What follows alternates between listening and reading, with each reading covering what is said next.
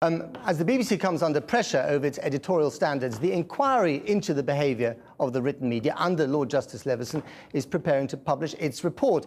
There are loud voices calling for tougher, more independent regulation of the press, enforced by law.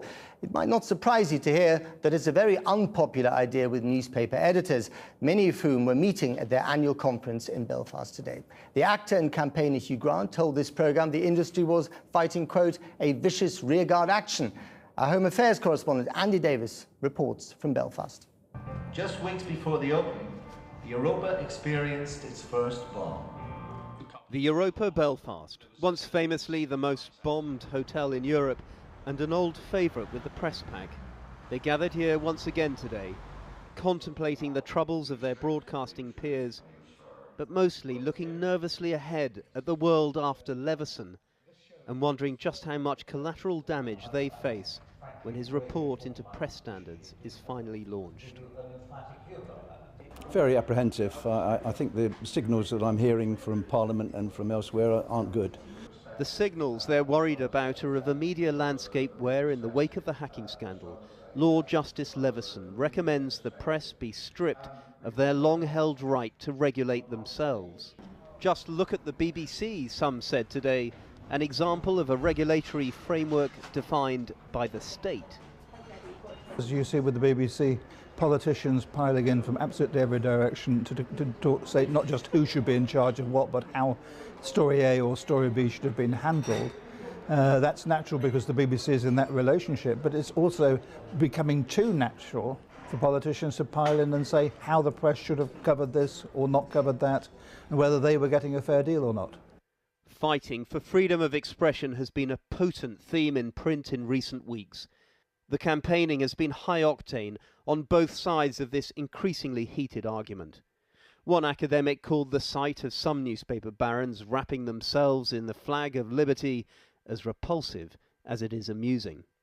That was this man on the left with glasses, Professor Brian Cathcart, a leading figure in the Hacked Off campaign, who, along with the likes of Hugh Grant, Max Mosley and a collection of journalists, lawyers and political activists, believe a new independent regulator of the press must be established by the state. When I first thought of journalism as a career, I thought, here's an industry in terminal decline. It's got a crap pay, poor prospects, got a high rate of alcoholism and suicide. That's a job for me. Yeah, that's a peppy job right there. I'll have me some of that.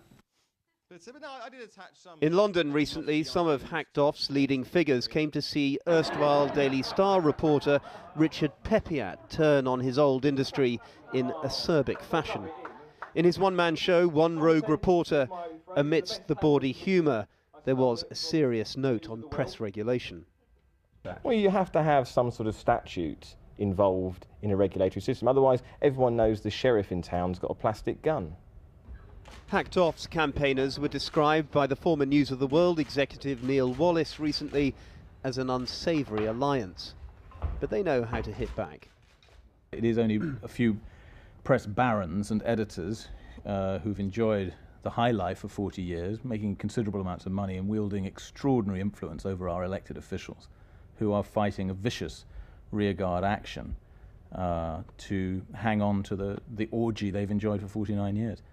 And the propaganda coming out is really laughable. I mean, again and again and again, they'll caricature people like Rich or myself or Hacked Off as wanting state regulation of the press. And emphatically, we do not want state regulation of the press. They're talking instead about a new system backed or underpinned, as they put it, by legislation. There's been a great deal of discussion here today about the calls for a new independent regulator underpinned by statute, such as we've heard from groups like Hacked Off.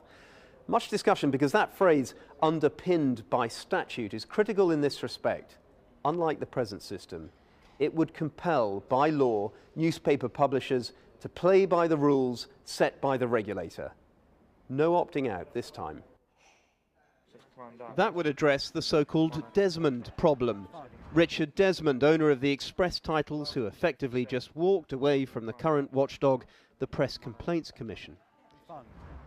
The industry, for its part, thinks it has the answer too, with its proposal for a new, much tougher self-regulator, more independent, more powers to investigate and issue fines, with all newspaper titles asked to sign up to a binding 5-year commercial contract. But the question they still seem to struggle to answer is what happens if a newspaper title just doesn't sign that contract. What if a newspaper proprietor just decides he doesn't want to sign the contract? You can't force him, can you? We understand that all publishers will sign the contract. That's not my. To be fair, that's not my question. What if that may be your understanding, but what if someone changes their mind between now and this new body you're representing is established, and they don't want to sign up? Well, the proof of the pudding will be in the eating. We actually want to get on with this. We want to put a regulator into place so that publishers can actually get on and sign the contract. Lord Justice Leveson may now just be running the spell check on his long-awaited report. But how the Prime Minister chooses to respond to that report remains the focus of much debate here in Belfast as well as Westminster. The campaigning is far from over. Andy Davis there in Belfast. Well, let's return to our panel, and let me start again with you, Lionel Barber. When you hear talk of regulation, regulating the free press, you run an international newspaper. Does that scare you? I have grave misgivings about regulation, not statutory regulation, that is.